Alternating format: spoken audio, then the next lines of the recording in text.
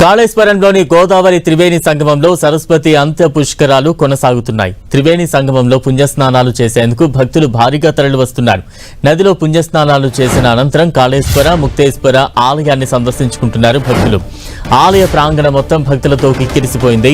హర హర మహాదేవ నినాదాలతో కాళేశ్వరం మార్మోగుతోంది. గవర్నర్ దంపతులు సరస్వతి ఘాట్లో పుణ్యస్నానాలు ఆచరించారు. ఇవాళ తెల్లవారుజామున 5:43 కంచి కామకోటి పీఠాధిపతి జగద్గురు శ్రీ శంకర విజయేంద్ర సరస్వతి పుష్కర స్నానం చేసి అంత్య పుష్కరాలను ప్రారంభించారు. ఆ తర్వాత మంత్రులు కొండా సురేఖ, శ్రీధర్ బాబు పుణ్యస్నానాలు ఆచరించారు. ఈ సందర్భంగా గోదావరి నదీ మాతకు ప్రత్యేక పూజలు చేశారు కంచి పీఠాధిపతి.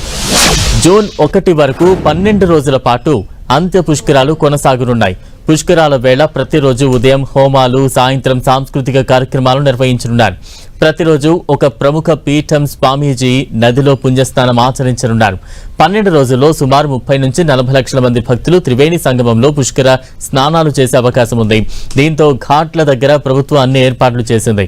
గతేడాది సరస్వతి ఆది పుష్కరాల సందర్భంగా జరిగిన అనుభవాలను దృష్టిలో ఉంచుకుని అధికార యంత్రాంగం పగడ్బందీ చర్యలు చేపట్టింది. గోదావరిలో భక్తుల రక్షణ కోసం 100 మంది గజ ఈతగాళ్లను నియమించారు. వేసవి తీవ్రతను దృష్టిలో పెట్టుకుని పుష్కర ఘాట్ దగ్గర కాయర్ మ్యాట్లు, చలువ పందిళ్లు, 245 ఎకరాల్లో 1,70,000 వాహనాలు పార్కింగ్ చేసేలా ఏర్పాట్లు చేశారు. 2,500 మంది పోలీసులతో బందోబస్తు నిర్వహిస్తున్నారు.